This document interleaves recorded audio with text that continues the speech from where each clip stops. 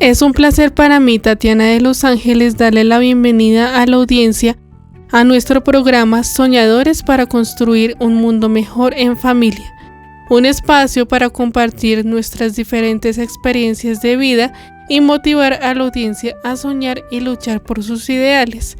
Como es costumbre para nosotras, saludo a mis compañeros Juan David en el máster, María Alejandra y Dolma en la mesa de trabajo. Gracias, Tatiana, por tu saludo. Es un placer para mí también estar hoy acá en este espacio. Le doy la bienvenida a la audiencia. Muchas gracias por acompañarnos, por sintonizarnos. Esperamos que estén muy atentos a cada minuto, cada segundo de este programa, que no se lo pierdan y que, como siempre, sea de agrado y utilidad para ustedes. Bueno, es también un placer para mí poder saludar a toda la audiencia en el día de hoy y presentar a nuestra invitada, Carolina Hernández Leguizamón. Carolina es licenciada en biología, tiene maestría y ahora está estudiando su doctorado. Pero adicionalmente, y lo más importante, es que es familiar de nosotras, entonces no podía faltar esta parte de la familia por parte paterna mía, que nos acompañaran, pues tú representando a toda la familia y nosotras pues teniendo esta gran alegría de tenerte aquí en la mesa de trabajo para compartir un poquito las experiencias que tú has podido vivir con Tatis y María Alejandra desde cerca y también desde la distancia en algunos momentos.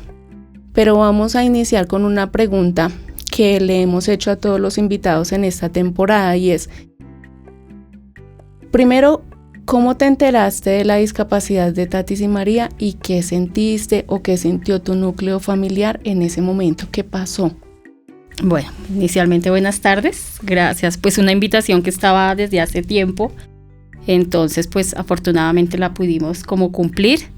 Entonces muchas gracias y pues también en nombre, sí, como la representación de toda la familia por este lado. Uh-huh. Pues de la discapacidad, pues obviamente inicialmente Tatiana, pues nos enteramos por Rubiela, por tu mami, pues cuando nos llama de la clínica y pues ya nos dice pues como la situación. Igual con María Alejandra, pues ya ella estaba creo que un poquito más grande, ¿no? O sea, como sí, que esa la parte del nacimiento y eso no fue tan difícil como con Tatiana, entonces como que hubo más otro espacio y más tiempo como de enterarnos. Pues lo primero uno como la sorpresa y el pensar, ¿y a la hora qué? Uh-huh. Y cómo se asume y qué va a pasar y cuál puede ser el apoyo, o sea, cómo asumirlo. Creo que ese es como el punto que uno siempre piensa. ¿Cómo asumirlo? Porque pues es una situación nueva en la familia, pues que uno tampoco entiende, que uno se pregunta, pero ¿por qué? Bueno, entonces como eso, como primero esa sorpresa y cómo lo vamos a asumir y qué va a significar. Entonces esa fue como la primera, yo creo que es lo que se me viene en la mente, que uno dice, ¿y ahora qué? ¿Y el ahora qué? Sí, creo que casi todos los invitados han dicho lo mismo. Eso fue como lo que pasó en la familia, ¿no? ¿Y ahora qué? Pero bueno, ¿ahora qué? Vamos a seguir para ver ahora qué pasó. Bueno, y después siguen transcurriendo los años, los primeros años. Ya pues tenemos varios encuentros con la familia en la casa de Kennedy. Y pues se van viendo los avances, ya unas niñas que van creciendo, que van aprendiendo a caminar. Ahí como ya se rompe un poco ese paradigma de él, ¿ahora qué? Y ya se empiezan como a resolver un poco de más preguntas, sin embargo siguen más interrogativos, me imagino. Entonces como sigues viendo tú ese paso a paso. Pues primero como en lo físico, en el contacto físico, porque uno llega y saluda y uno pues no tiene la precaución ni decir estoy acá, soy tal persona, digamos cuando uno no tiene el contacto seguido que le reconozcan a uno la voz y uno saluda y uno no espera porque soy el aprender, ¿no? Soy tal persona. Sí. Entonces estoy acá, bajar una escalera, por ejemplo, yo me acuerdo que ellas eran pequeñas y uno le doy la mano, no le doy la mano, ¿cómo le indico? Uh-huh. Le tengo que indicar, o sea, digamos que sí, sigue siendo una barrera, pues por lo mismo que decía es la primera vez que nos enfrentamos a. Entonces, uno no está, ni está preparado, si uno no tiene las herramientas. Y yo, por ejemplo, pensaba, bueno, uno siendo docente, uno dice, no, pues yo me la sé de pronto, pero ya uno cuando se enfrenta, uno dice, no es tan fácil. Y uno sí lo siente fácil. Y uno empieza a pensar, bueno, y la escolaridad, y cómo va a ser estudiar, que era lo que siempre hablábamos, y cómo va a ser el colegio, y qué colegio, y en qué condiciones. Pero muy pequeñas, yo creo que eso físico de cómo indicarle. Porque uno siempre tiene como uno da las indicaciones pensando. Todo es visual, ¿no? Visual, entonces uno dice, ay, mire tal cosa, o a veces sí, el color, y uno, pero entonces el enfrentarse a eso, digamos que también desde este lado, también uno empieza como a pensárselo, a replantearlo, como digo, le doy la mano, no se la doy, cómo la saludo, sí, y digamos que me parece que es natural, uno de pronto dice, ay, ¿será que la embarré? ¿Será que? Pero no, es parte también del proceso, sí, del claro, que lo aprendamos. Y tocaste un punto importante y es la docencia, porque pasa como con los médicos o con, bueno, cualquier profesional en el área que sea, que uno se las sabe todas en su profesión y con los que están alrededor que no me tocan a mí, que no son de mi familia, pero ya cuando es de mi familia ya la cosa cambia, ya si es el doctor y tiene que atender a la mamá la cosa cambia, pero lo mismo si es el docente y tiene que pensar en sus estudiantes que son ciegos, si son ajenos es diferente. Sí.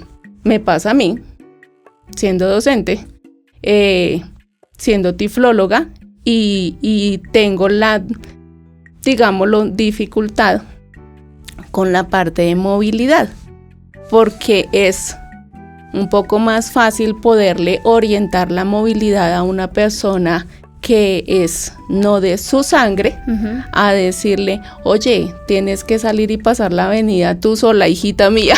Sí, entonces se pone en juego. Es distinto esos roles y me lo decían en algunas ocasiones, es que usted como es mamá no puede, no, si uno sí lo puede, pero de todas formas sí es un poquito, sí, claro, es poquito difícil. Sí, claro, es ponerse en otro rol y en otra situación, ¿no? Y separarlos es difícil, ¿no? Es difícil, sí. Es difícil. Pero bueno.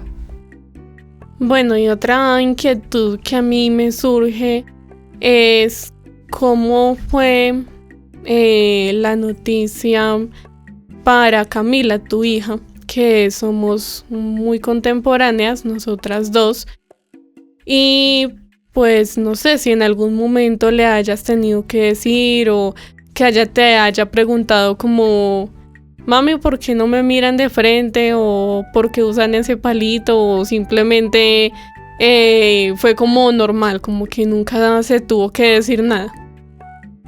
Nunca se tuvo realmente que decir nada. Creo que hay digamos, estas generaciones nuevas son un poco más, yo no sé si empáticas o tienen, yo no sé, digamos una normalización de algunas situaciones, entonces nunca como que el tema, mira, pasa esto, o ten cuidado y trátalas de alguna manera diferente, o mira, jamás, o sea, digamos, nunca, no sentí, ni siquiera con Jerónimo, con mi sobrino, como que uno haya tenido que decir, ellas tienen esta condición por esto, no, siento que no hay como, ni hay una barrera. Ya si no lo expresan por lo menos o no tuvo nunca que darse la conversación, no. Bueno, de acuerdo a esa pregunta que hace María Alejandra y se la hicimos en algún momento a otro primo de ellas, Sergio, y a la mamá, a Silvia, y más o menos las respuestas fueron similares, y entonces yo lo que reflexiono ahorita es de pronto esa normalidad que hay por lo que son muy contemporáneos, ellos van nacen y van creciendo con la situación en el momento y no es algo diferente para ellos, mientras que sí fue más difícil para cada uno de los miembros de la familia, que ya estábamos grandes cuando llegan estas chiquitinas a enfrentarnos a la vida, a darnos lecciones. primero que todo a confrontarnos a cada uno de nosotros, pero después pues a irnos mostrando que, oye, pero ¿cuál es el problema? Todo es normal, o sea, no te preocupes. Sí, las barreras las tenemos más los adultos. Creo que en muchas situaciones para nosotros es más difícil asumirlos y los cambios y los retos son más complicados. Para los adultos creo que siempre va a ser más difícil otros procesos. Y también desde otras miradas, ¿no? Desde, digamos, el pobrecito. Ajá. O el, ay, ¿ahora qué va a hacer de la vida? O sea, ¿y ahora? Entonces, eso también es una carga que traemos los adultos. Creo que los niños y los jóvenes son un poco más... Sí, creo que es desde la empatía, desde también ver al otro desde otro punto de vista. El otro con unas condiciones diferentes a las mías, pero con sus condiciones también y con sus capacidades. Entonces, sí creo que es más de nosotros las barreras. Y cuando tú hablas de la empatía, me haces acordar de unas situaciones que han vivido Tatis y María desde pequeñas y que creo que ya las he mencionado, pero por si al caso no, las voy a decir acá. Y pasa con los niños chiquitos, más chiquitos que Tatiana y María Alejandra, que siempre salen corriendo a ayudarlas. Ya los que son adolescentes, ya... no me importa, estoy en la edad del no me importa. Entonces, si Tatiana y María pasan por el lado, ni se dan cuenta, o sea, están en su mundo. Los niños pequeños siempre están atentos a todo, ¿no? Están abiertos a recibir, están abiertos a aprender y están abiertos a ayudar. ¡Ay, qué belleza! Tienen Tatiana y María Alejandra un coro. Lo crearon hace, ¿cuánto? Un año largo, ¿cierto? Sí. Formaron un coro donde vivimos, muy lindo. Empezó con un grupo grandecito el año pasado porque era como la novedad y entonces llegaron muchos como a investigar, como a explorar. Y ahora ya se consolidó en un grupo de 6 bellas niñas. Pero tenemos una chiquitina que tiene hidrocefalia. Tiene dificultad para caminar. Es la más pequeña del grupo, tiene 8 años, hay otras de edad menores, pero ella en estatura es la menor, la que más se le dificulta todo. Pero apenas ve a Tatis o a María, sale corriendo a decir, yo la ayudo, yo la llevo. Eso sí, casi que intenta hacerlas caer por el afán de ayudar, pero siempre están ahí. Entonces eso pasa con los niños, siempre están ahí, súper atentos y tranquilos, y para ellos no hay problema, todo es normal. Sí, siento que es esa posibilidad del mismo asombro, pero todos somos iguales, todos podemos jugar, todos podemos hacer lo mismo, o sea, no está ese concepto de ni discapacidad, ni de pobretear, o sea, no existe en la mente esos. Todos tenemos capacidades y todos podemos compartir sin ningún inconveniente. Que se va, digamos, esos otros conceptos se van llenando más cuando vamos creciendo, porque nos los van enseñando, los vamos escuchando, también los vamos viviendo. Entonces se va llenando uno de más y más y más cargas cada vez y esas cargas también generan unas barreras con el otro, especialmente con el otro. Bueno, y ya va transcurriendo el tiempo, ya nosotras entramos a un colegio, acá un proceso de rehabilitación, ya como que se va viendo como esa respuesta de listo, ya está el lugar indicado, el colegio indicado, los profesionales indicados, y ya nosotras empezamos a de pronto a cantar y a demostrar nuestros talentos. Ahí, ¿tú qué expectativas vas generando en nosotras? Como yo me las imagino de grandes haciendo tal cosa, o simplemente no te imaginabas nada. Pues uno, digamos, desde el rol de docente, lo que yo les decía, uno y el colegio, y uno la presión por el colegio, y si no es el colegio formal, entonces casi que en la mentalidad de nosotros está, si no es el colegio convencional, pues no es una educación que sirva. Entonces y el colegio ya están estudiando, entonces sí, bueno, ¿qué tipo de colegio? Hay un tema con la inclusión bien complicado, y es, pues yo sí siento que la inclusión no es solamente que todos podamos acceder a la educación, sino a tener unas condiciones de educación. Y obviamente, o sea, si nosotros tenemos niños en el aula regular con otras situaciones, pero seguimos trabajando el aula regular como si fuera de la misma forma, pues es complicado.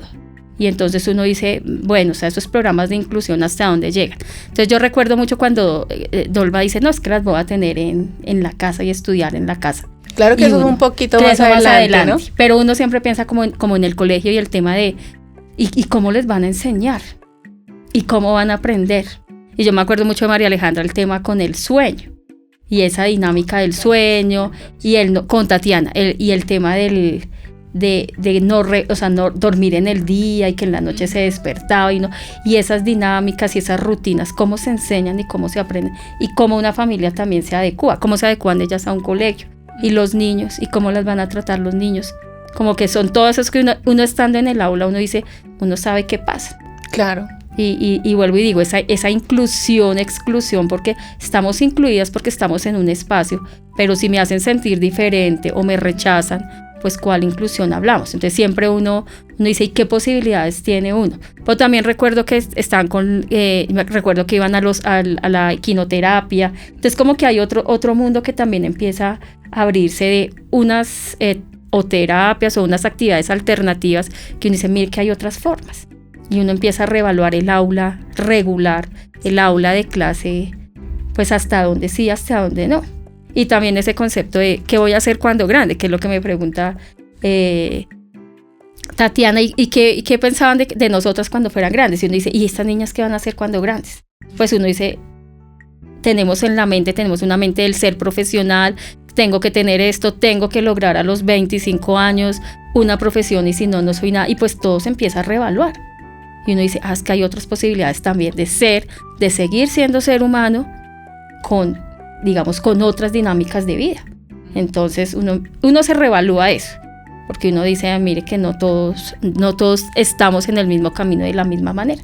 Sí, pues esta conversación está muy interesante, hablándola como desde esa parte pedagógica, porque pues tuvieron Tatiana y María Alejandra la oportunidad de, en su primera infancia y un poquito más, a estar escolarizadas en un colegio que nosotras amamos, el Gimnasio Tequendama, porque había algo bien interesante y era que había una muy buena inclusión.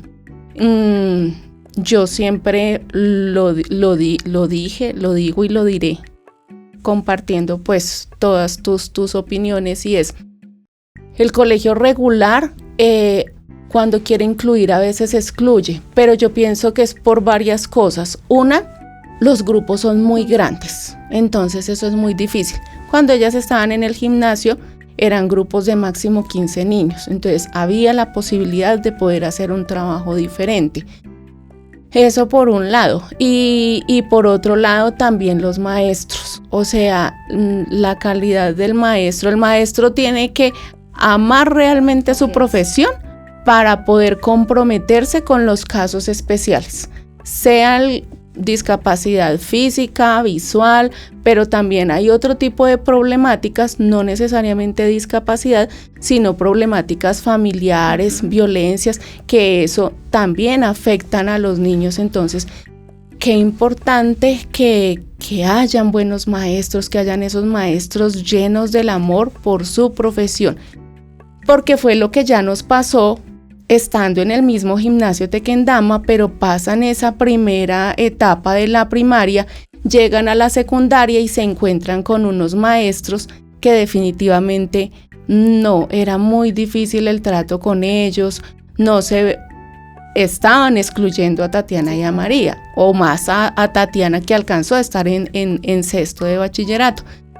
Y hablando con la rectora, que es una señora súper amorosa, súper comprometida con los procesos de inclusión, y se les pedía a los profes y definitivamente no. Y o sea, ¿cómo hace uno para poder exigir?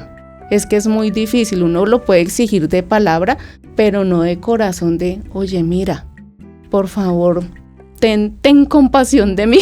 Y también que el aula desborda sin número de cosas. Uh-huh. O sea, es a veces tanta situación, sí. Es complicado. O sea, a veces los requisitos que se piden y uno estar y atender. Entonces ahí es donde dice, bueno, o sea, basta solo con permitirle al niño entrar y el resto de condiciones, ¿dónde están? Tampoco hay maestros, o sea, los maestros no siempre estamos formados para, sí, claro. Y entonces, claro, o sea, digamos, si yo en mi formación nunca he recibido, por ejemplo, ni siquiera el braille. Ahora dime, por ejemplo, con niños sordos. Claro. O sea, que uno dice casi que debería volverse universal. Digamos, si habláramos de una inclusión de calidad, verdadera, que uno dijera, o por lo menos tener el apoyo, pero es que no llegan ni los apoyos. Entonces uno tiene un sinnúmero de situaciones y que a veces se tener que completar un montonón de requisitos para poder cumplir. Sí, y uno sin tener la formación, porque sí creo que es de formación también. O sea, yo creo que la vocación está, pero la formación también empieza a ser importante. O sea, es necesario. Sí, claro. Es necesario que esas aulas y esa inclusión de verdad, para ser de calidad, debe tener unas condiciones, que es lo que a veces no se tiene. Y se cumple el requisito y podemos decir, somos incluyentes. Pero no basta solo con abrir un espacio, una silla para el niño. ¿Qué condiciones se necesitan para? Y es ahí donde a veces siento que las políticas sí fallan. Fallan, sí. Yo pienso que son muchas cosas, pero lo primero es reducir los grupos. Porque es que también tiene que entender uno al maestro. Y si tiene 35 estudiantes, ¿cómo hago? O sea, no me puedo dedicar solo al niño que tiene la condición especial o diferente, porque están todo el resto que también necesitan. Y en esa aula ellos cómo aprendían. O sea, ¿tenían apoyo? No, porque el apoyo se le da a los niños que tienen doble discapacidad. Si hay una sola discapacidad, no hay apoyo. Y la discapacidad visual no lo necesita tanto. Si fuera cognitiva, es distinto. Pero digamos el aprender a escribir. Para eso estaba la mamá. Imagínate. Pues para eso estaba primero el CRAC, el proceso de rehabilitación, bueno, que en ese entonces fue habilitación básica funcional, que es el proceso que los niños con discapacidad visual vienen a tomar acá en el CRAC después de ya estar matriculados en un colegio. Entonces empezamos con ese proceso y pues ahí la que más aprendió fue mi mamá, porque nosotras, sobre todo yo, estábamos muy chiquitas y Tatiana con su trastorno de sueño, entonces se nos dificultaba como entender muchas cosas y aprendíamos muy lento, pero mi mamá todo el tiempo estuvo ahí, la dejaron entrar a las terapias, interactuar con los profesionales y ella aprendió mucho en ese proceso y ya después ella era la que iba a la casa y nos transmitía, y en el colegio el tiempo que tuvimos una buena relación con los docentes, o con las docentes más bien, se hacía un trabajo muy interesante, porque lo que mi mamá aprendía acá iba y lo replicaba en el colegio. Y entonces se ponía de acuerdo con las profes de nosotras para que lo que se hiciera fuera como en común acuerdo, y que viéramos las mismas cosas y que no nos fueran a confundir a nosotras, que en un lado nos decían una cosa y en otro lado otra, sino que siempre estaban de acuerdo con mi mamá. Bueno, señora Dalma, puedo hacer esto, puedo hacer aquello, le puedo enseñar a María Alejandra tal cosa de tal forma, o cómo se la enseño, o bueno, y entonces ya ella iba y miraba y decía, bueno, ¿qué nos dicen los libros? O si tenía alguna duda, pues se remitían al CRAC y preguntaban, y ese fue como el proceso que se hizo para nosotras vincularnos en el ámbito académico, y así nos funcionó muy bien la primaria. Pero pues ya el bachillerato ya fue muy...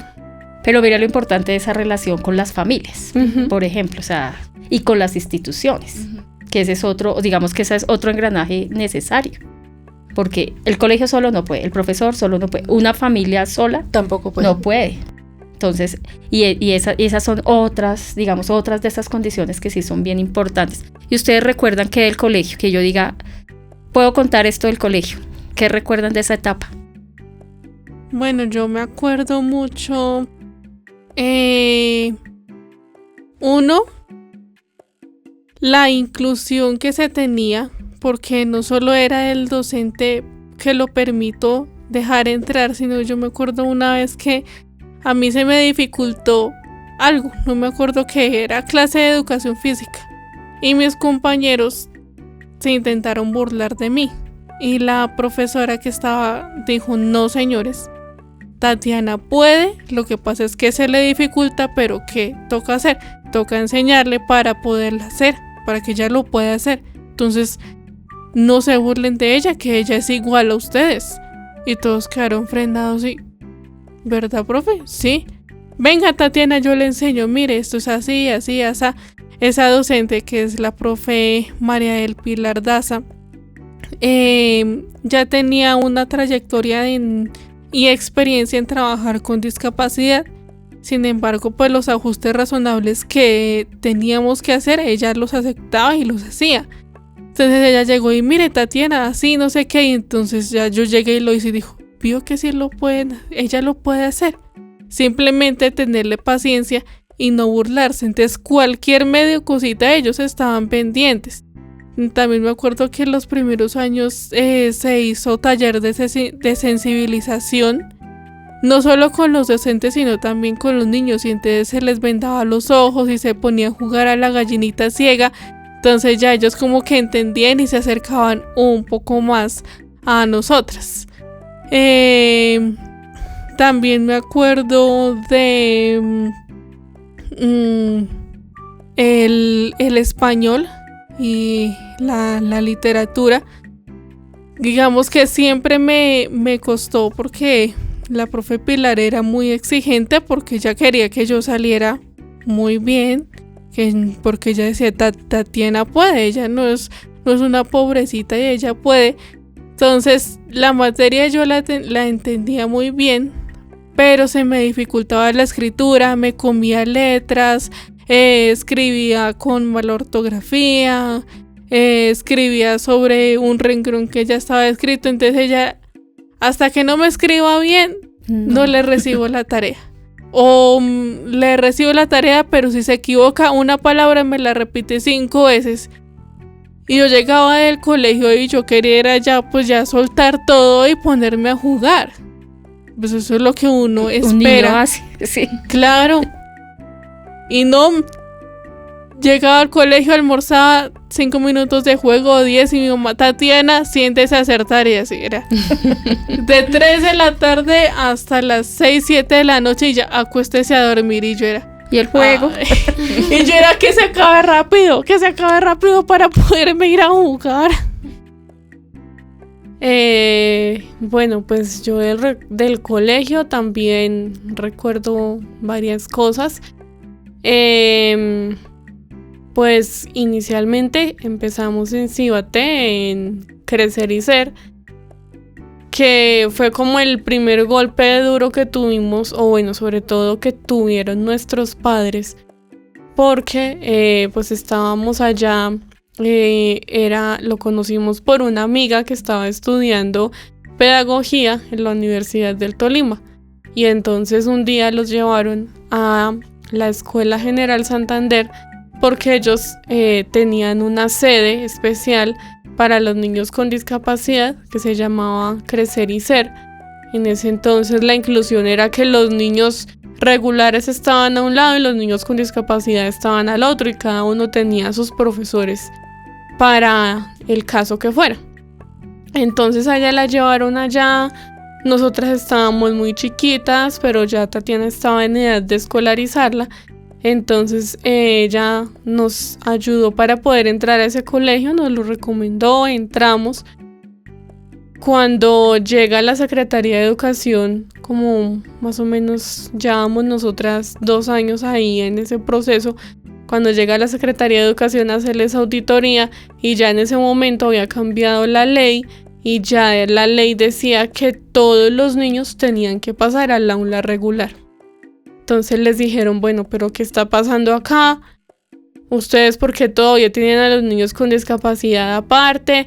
¿Cómo así? Eso es exclusión. Bueno, les pegaron tremenda vaciada. Les dijeron, les damos hasta este año para que terminen el proceso, pero ya este año es el último y ya se tienen que trasladar. Y si el otro año venimos y los vemos igual, les cerramos el colegio. Entonces ahí fue donde ya buscamos el colegio en Soacha, entramos al gimnasio Tequendama y pues ahí sí, los primeros años fue muy bonito,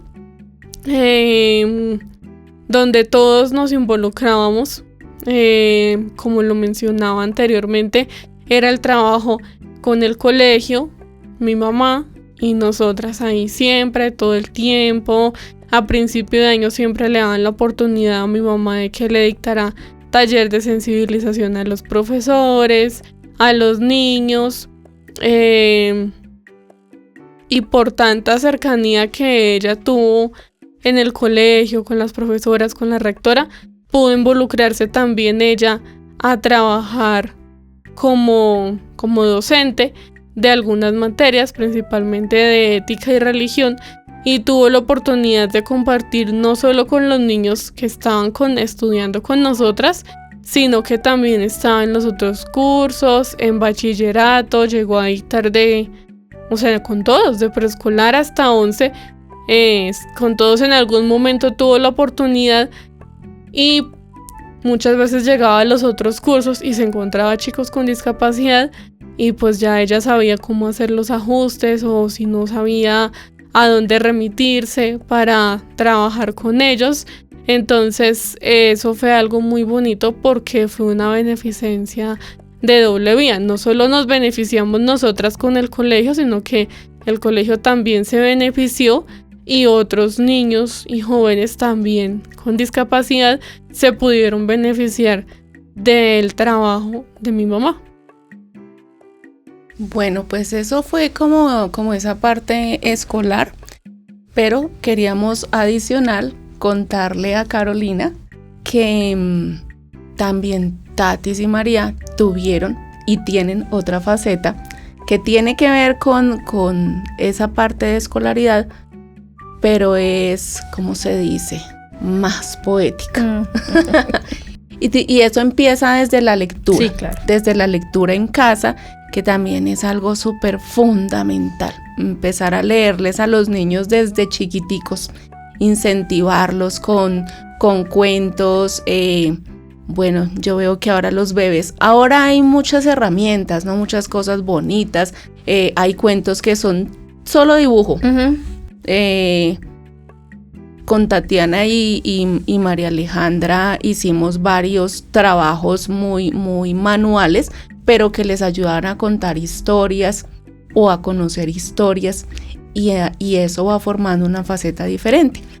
Y primero quiero mostrar un libro que se llama Las mariposas están tristes, de un escritor colombiano, Alberto Durán Coronado, que supongo ya murió, porque en la biografía dice que él nació el 16 de octubre de 1927. Entonces, sí, yo creo que ya está desde el cielo escuchando las historias que él escribió en algún momento. Era barranquillero, si no estoy mal. Y fue uno de los primeros libros que yo le leí a Tatis y María. Este libro tiene conmigo casi lo que tengo yo. Que no vamos a decir. Sí, no hace falta, pero bueno, me lo regaló una de mis tías, Elizabeth Leguizamón. Se llama Las mariposas están tristes. Y entonces quiero que tú leas un pedacito de la Crisálida para que no quede todo con mi voz. Y ahí inicia esa historia de lectura con Tatis y María. Crisálida. La madeja poética que Alberto Durán Coronado ha utilizado para tejer este hermoso cuento de amor, Las mariposas están tristes, constituye sin lugar a dudas su perdurabilidad literaria. Hay que conversar con él, o mejor, escucharlo mientras se toma un café para descubrir la imaginación y ternura que impregnan toda su obra narrativa, aun sus textos de ensayos críticos e históricos. Este barranquillero jubiloso, contemporáneo de Gabriel García y de Cepeda Zamudio, siempre nos embrujará con sus pasiones y desesperanzas. Si nos aventuramos en este poemario de Durán Coronado, reflejo de su propia existencia, caeremos en la trampa de una fábula que nos permite recorrer un paraíso frutal y silvestre, con sus dolores y alborozos. El abuelo mariposa, la hermanita crisálida, el hermano oruga, las mariposas entintadas de blanco, verde y azul, el río de las libélulas, Pero el poeta nos llevará mucho más allá, a los colores del arco iris, a los sueños sin tiempo, a los planetas y al mismísimo sol. Es como si volviéramos a los relatos simples y luminosos del Principito y de Juan Salvador Gaviota, al esquivo género de la fábula. El simbolismo con que está sostenido en la cercanía de lo extraño hace que Las mariposas están tristes posea un creciente interés en los sorpresivos hallazgos que solo depara el arte de la narración clásica. José Luis Díaz Granado. Bueno, ese es el abrebocas para aquellos que de pronto quieran conocer sobre ese libro que nos habla de esas mariposas y dice: mis primeros recuerdos se remontan a la niñez, cuando era una pequeñita oruga de largo y acordonado cuerpo y mi abuelo, una mariposa amable y bondadosa que nos contaba cuentos para que pudiéramos dormir. Ahí les dejo puntos suspensivos. Entonces empezamos con ese y de ahí en adelante se han leído muchos libros. Y después, ya adelantándonos en el tiempo, llegamos al año 2019 y tenemos la fortuna de conocer a un maestro en Cibaté que hacía una de esas escuelas alternas que tú ahora rato mencionabas y era... ¿Me recuerdas cómo se llamaba, María, la escuela? Creación literaria. Entonces, es Ricardo Torres, ¿sí? Uh-huh. Ricardo, estaba dudando el apellido. Es Ricardo Torres, podemos decir ahora un gran amigo de nosotras, que lo conocimos por casualidad en un momento que íbamos saliendo de la Casa de la Cultura. Porque una amiga nos dijo: ay, averígüenos, averígüeme. Porque yo quiero tomar clases de pintura, averígüeme a ver si en la Casa de la Cultura de Cibaté de pronto hay y se me ajustan los horarios, o si no, pues otra cosa. Mi mamá le dijo: y si no es pintura, ¿qué? Dijo: puede ser algo de poesía. Entonces mi mamá se fue a buscar al profesor de creación literaria y pues las que resultamos entrando a la clase fuimos nosotras. Sí, porque nuestra amiga nunca llegó, pero nos hizo el puente. Sí, ahí estaba. Por algo tenía que pasar, nos hizo el puente y entonces Ricardo, no, pues es un mago hablando de la literatura y nos enseña cosas muy bonitas. Entonces, no sé si tú sabías que Tatiana y María Alejandra escriben. No sabía, me estoy enterando gratamente. Bueno. Más María Alejandra, Tatis como que en este momento está como descubriendo, como que se está abriendo. Yo me imagino una rosa que siempre estaba ahí cerradita, pero en este momento se está abriendo y está empezando a descubrir a profundidad esa parte, porque sí lo ha hecho, pero no de una manera tan profunda. Y María Alejandra sí la descubrió desde ese momento. En otros momentos hemos escrito las dos y a veces yo le leo y ya ella, ya no la corrijo yo, sino que ella me dice: no mami, pero mira, ¿por qué no le adornas esto, o le corriges esto, o le quitas o le pones? Y entonces también hemos hecho cosas bonitas. Hasta para mandar un mensaje de WhatsApp y yo: no mami, ese punto aparte no debía ir ahí.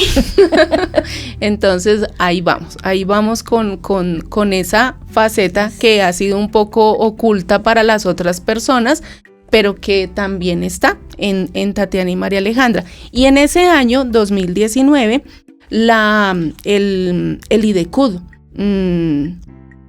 hace una recopilación de los mejores cuentos que se escribieron en las diferentes escuelas literarias de toda Cundinamarca. Entonces nos piden a todos los que estábamos en la escuela que mostremos nuestros escritos o que los entreguemos para el maestro enviarlos, y ya había pues una evaluación por otros profesionales donde escogían los mejores cuentos de cada municipio. Y para sorpresa de nosotros, escogieron los de María Alejandra. Imagínate. Entonces vamos a buscarlos. Bueno, entonces ahora les vamos a compartir esos dos cuenticos que publicaron en ese libro, que fueron de María Alejandra. El primero dice Riachuelo Autora María Alejandra López Leguizamón, edad 13 años. Había una niña llamada Isabel. Estaba corriendo y jugando a la ronda de pan y canela. Jugaba a las rondas tradicionales. También se metía dentro del agua y se imaginaba tantas cosas. Entonces le preguntó a sus padres qué pasaba con el agua con que ella jugaba. Y Alejandro, su padre, recordó una canción para sacarla de la duda. Bárbara, su esposa, le cantó a su pequeña hija el recorrido del agua con que ella jugaba, cantando 3 frases. Riachuelo, ¿a dónde vas? Voy corriendo hacia el río, y el río me llevará hacia el ancho mar. María, ¿tú podrías cantar eso? Riachuelo, ¿dónde vas? Voy corriendo hacia el río, y el río llevaráme hacia el ancho mar. Gracias, Tatis. Y el segundo cuento, te invito a que lo leas. Hablar con un árbol. Autora María Alejandra López Leguizamón, 13 años. Hablar con un árbol es maravilloso y es muy fácil. Me preguntarás, ¿cómo lo hago? Simplemente al tocar sus hojas y sentir sus diferentes formas, descubriendo los secretos que ocultan a través del sonido que emiten y la sensación de tocarlas. La fuente. Ay, no me acordaba que eran 3. 3. María Alejandra López Leguizamón, 13 años. Hablar con el agua también es muy sencillo. Me siento junto a ella, silencio mi voz interna, respiro muy lentamente y por un momento me detengo a escuchar el tic-tac de sus goticas. Eso es tener un interesante diálogo con el agua. No hay que decirle nada, solo tienes que disponer tu alma y tu corazón y dejarte hablar sin decirle ni una sola palabra. Bueno, entonces cuéntame qué opinas de esa faceta de Tatis y María. Pues inicialmente felicitaciones porque escribir es muy difícil. O sea, dedicarse a la escritura, tratar de plasmar en letras lo que uno piensa y siente es bien complicado. Entonces, pues desde ahí, pues felicitaciones y éxitos. Y creo que es un camino importante y creo que desde la sensibilidad la escritura nos permite hacer eso. Entonces, pues ojalá eso que está despertando en Tatiana en su momento florecerá, esa rosa florecerá. Entonces es un camino bien bonito y pienso que, digamos, cuando leo lo que escribes, ese contacto con la naturaleza, con lo que siento, con lo que el toque, el roce con el árbol, el escuchar, que a veces nos falta, ¿no? En esa inmediatez, el parar y escuchar algo tan simple como el agua. Uno dice, pero el agua no habla. Uh-huh. Pero llegar a escucharlo y llegar a tener esa sensibilidad, sí creo que se plasma muy bien ahí. Entonces, pues, chévere por ese camino. Ojalá que no sean los 3 primeros, ¿no? Sino que en adelante sigamos y que tú empieces también, Tatis. Sí, en algún momento ya después, creo que fue en el 2021, si no estoy mal, yo estaba estudiando tiflología y me piden a mí que haga un material didáctico para niños ciegos y entonces, bueno, recurro a mi amiga María Alejandra, que estaba despierta. Y es que ella dijo que ella quería hacer un cuento con las notas musicales y nosotras, bueno, cuando ya nos empezó a leer el cuento, nosotras, ay mami, eso no está muy creativo. Ahí sí fuimos las dos ¿y qué? Y yo le dije, yo no sé. Entonces, ¿qué hago? Yo le dije, yo no sé, pero tienes que cambiar la idea.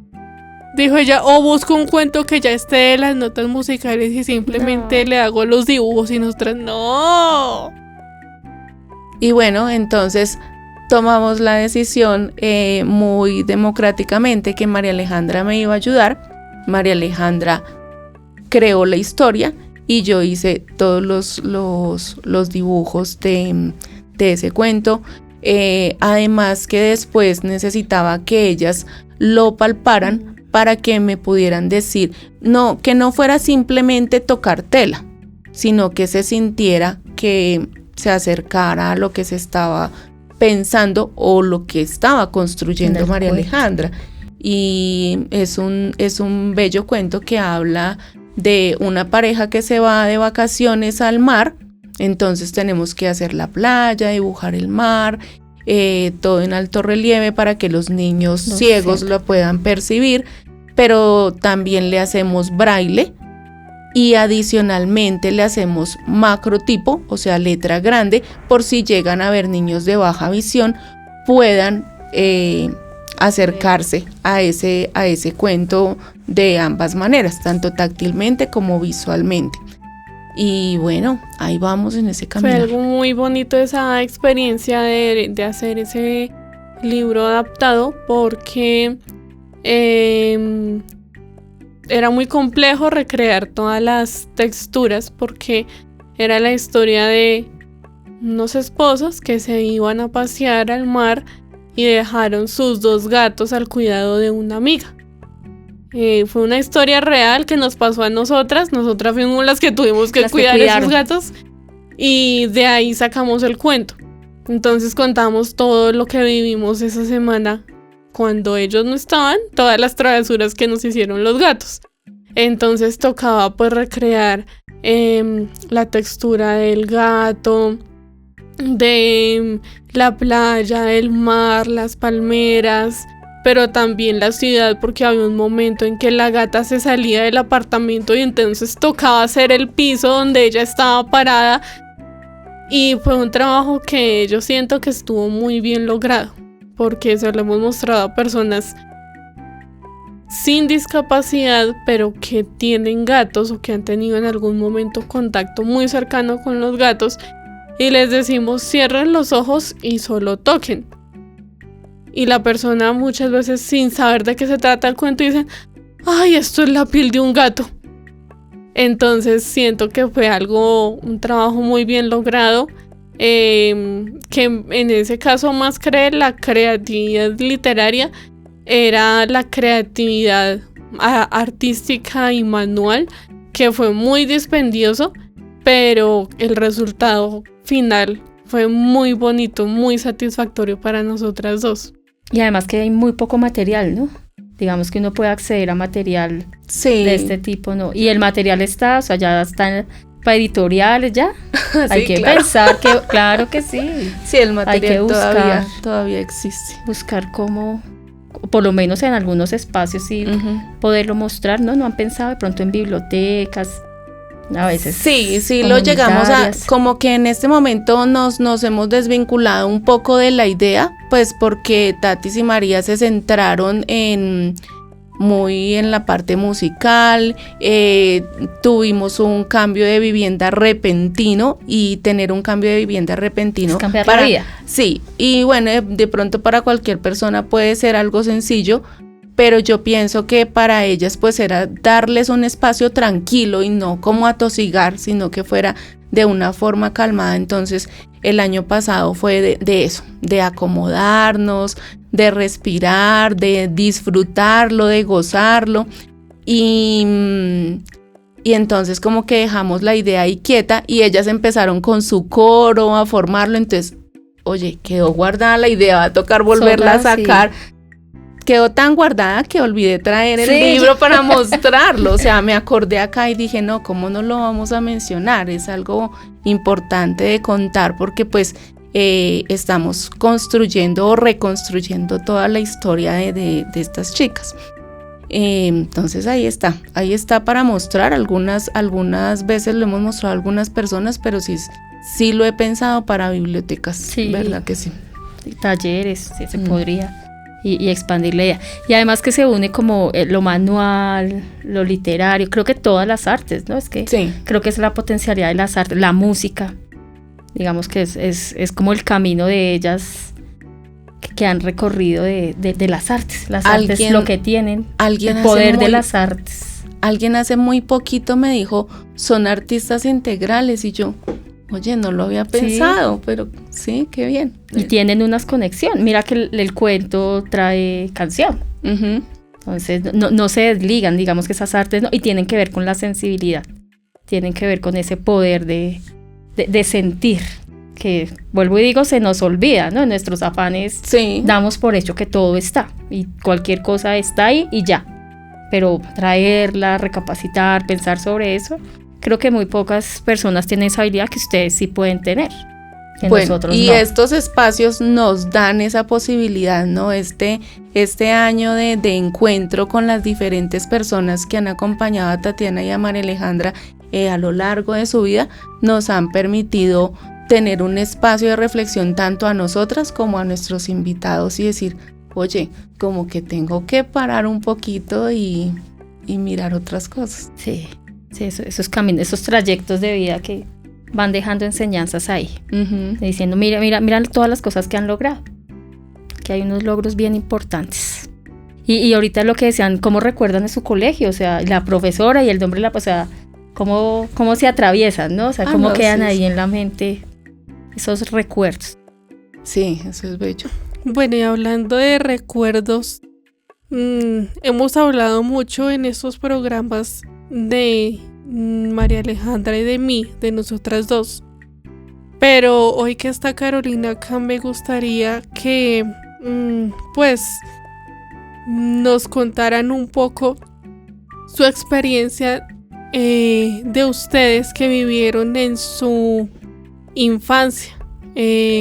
Mi mamá pues siempre nos ha contado que ustedes se compartían mucho, jugaban mucho, pero me gustaría que les contaran eso a la audiencia, porque digamos en el caso de nosotras hemos tenido muy buena relación entre nosotras dos, pero con nuestros primos no tanto, porque ellos viven en su mundo. Pues nosotras nos ven como, bueno, las niñas, y nos saludan y ya, pero nunca hemos tenido como una relación tan buena y tan estrecha con nuestros primos, no con todos, sí han habido unos que se han involucrado, pero sí como los más de nuestra edad, no, porque ellos tienen todos los sentidos. Pero ustedes sí sé que tuvieron una infancia muy bonita, entonces me gustaría que nos contaran cómo fue esa experiencia de ustedes compartiendo esa infancia. Pues el compartir, yo me acuerdo mucho. Ir a la casa de las guacamayas era toda una novedad. Y eran toda la tarde planeando el juego para poder jugar cuando ya nos teníamos que ir. ¡Niñas! Y no jugamos. Sí, mi mamá siempre nos cuenta esa historia de que ella era sacando sus jugueticos, todos los juguetes, y planeando, y entonces, bueno, vamos a jugar a la cocina, y entonces vamos a armar la cocina y vamos a poner el horno acá y los platos acá y la estufa acá y la zanahoria y no sé qué. ¡Listo! Niñas, despídanse. Mami, pero apenas íbamos a empezar a jugar. Siempre nos pasaba lo mismo. Y 3 juguetes que recuerdo. Bueno, los patines, que yo nunca me monté los patines, pero había patines. Sí. El muñequito que nadaba, el de la cuerda, se le daba cuerda, se metía en la alberca, que era una alberca grande, y él nadaba. Ajá. Y las gafas de ver imágenes. Sí. Que se pasaban como diapositivas. Sí. Esos juguetes. Entonces, eso es de los juguetes. Y sí, el compartir, ¿no? O sea, generalmente en Guacamayas, también en Kennedy. En Guacamayas era eso. Era la visita. Y entonces sí, la visita y el sacar el montonón de juguetes. Y entonces mientras organizábamos, hasta que un día mi mamá me dijo, pues jueguen al trasteo. Y creo que toda la vida nos quedamos jugando al trasteo, porque siempre armábamos el trasteo y cuando ya terminábamos de organizar el trasteo, ya se iban y no alcanzábamos a hacer lo que de verdad queríamos jugar, hacer. no podíamos. Pero en Kennedy era diferente, porque allá me acuerdo mucho que jugábamos a las escondidas. Es que la casa permitía. Sí, y también me acuerdo que estábamos pequeñas y se casaron algunos tíos, entonces después jugábamos al matrimonio y al ¿cómo es que se dice? Jugábamos a eso. Y la olímpica fue cuando jugamos a las escondidas y entonces me esconden en un barril gigante y me tapan de ropa. ¡Ay! Y yo esperando a que me descubrieran. Nadie me encontraba y yo ya me estaba ahogando. Y no, nadie llegaba y yo allá metida dentro de ese montonón de ropa. Todavía lo recuerdo. Inocentes, juegos inocentes. Sí, muy, muy sano. No era que me quisieran esconder de por vida, ¿no? Desde no la sabían inocencia. cómo esconderla, las pobres niñas.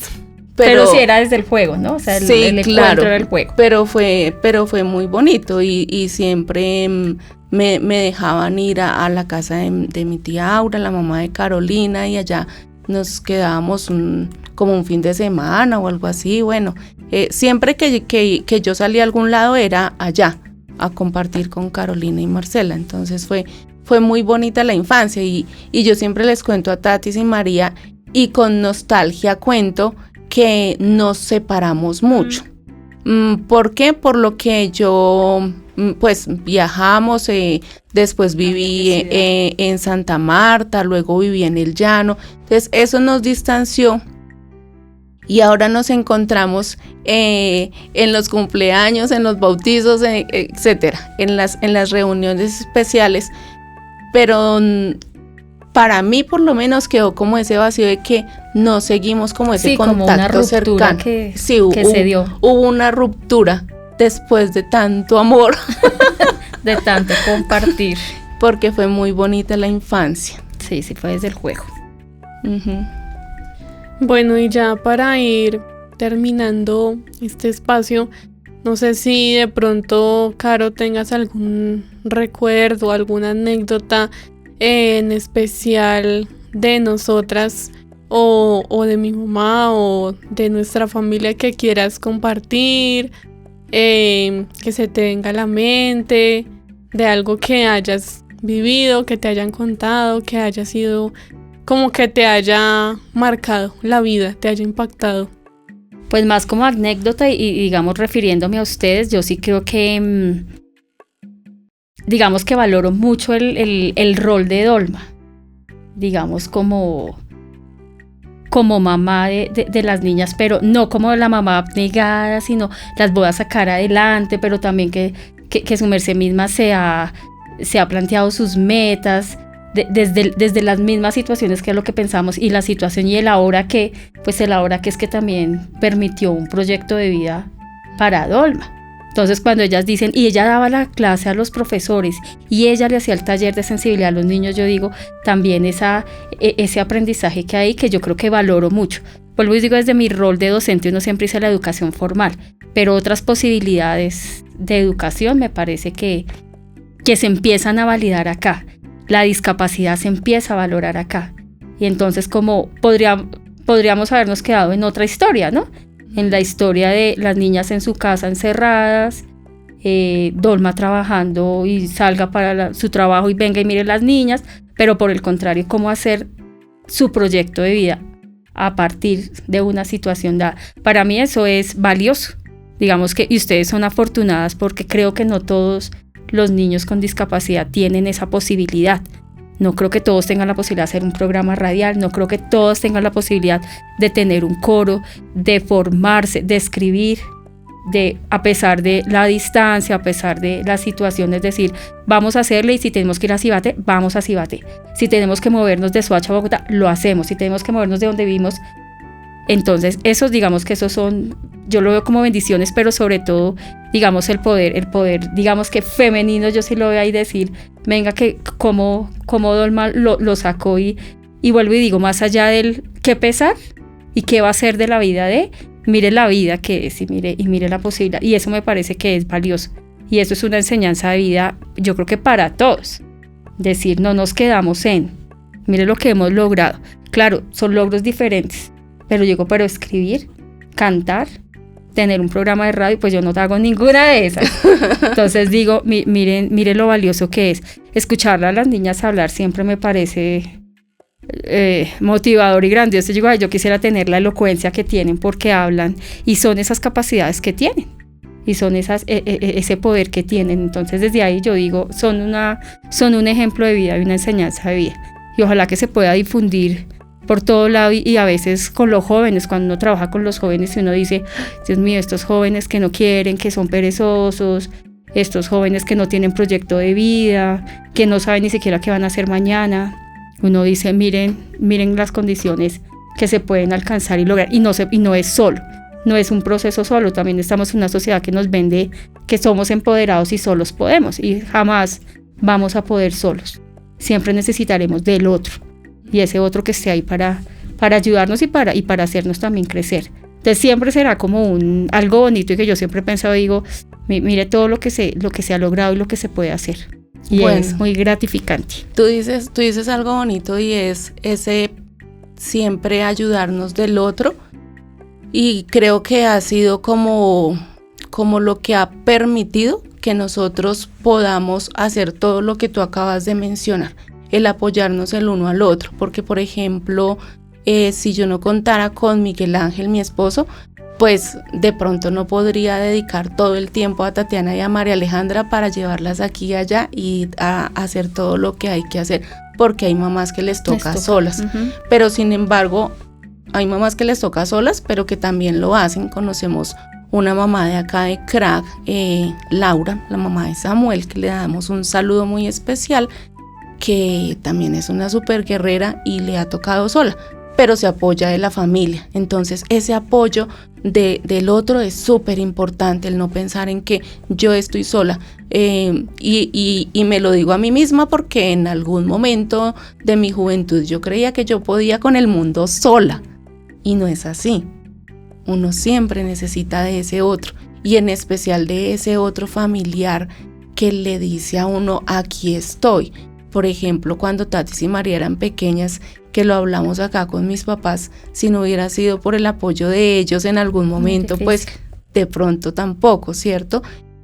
Y lo otro es, tú hablabas de mirar ese proyecto de vida. Sí, es importante, o sea, que aquellas mujeres que tienen a sus hijos con discapacidad no piensen que el mundo se acabó porque llegó un hijo con discapacidad.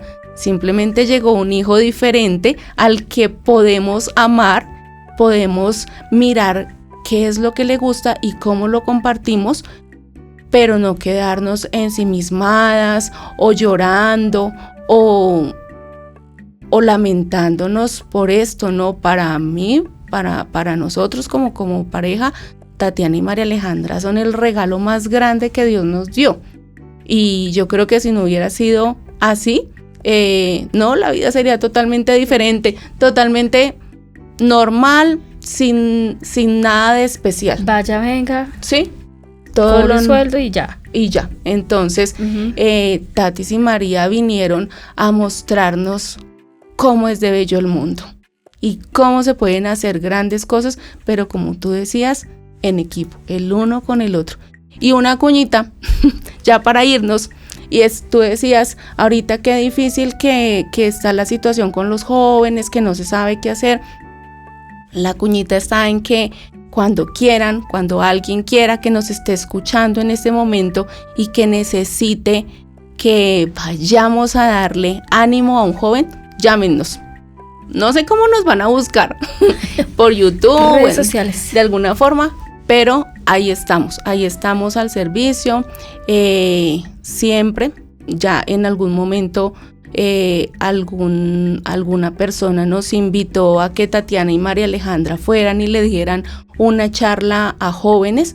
Estamos en ese proceso para hacerlo muy pronto, y sabemos que es algo que le puede servir a algunas personas, a algunas familias o a algunos jóvenes, ver que el mundo no es solo una pequeña parte, que hay muchas más cosas, y que, si decía Tatiana hace muy poco, si nosotras podemos, ustedes pueden. Entonces así es, y dejo la cuñita hasta ahí. Eso, redes sociales.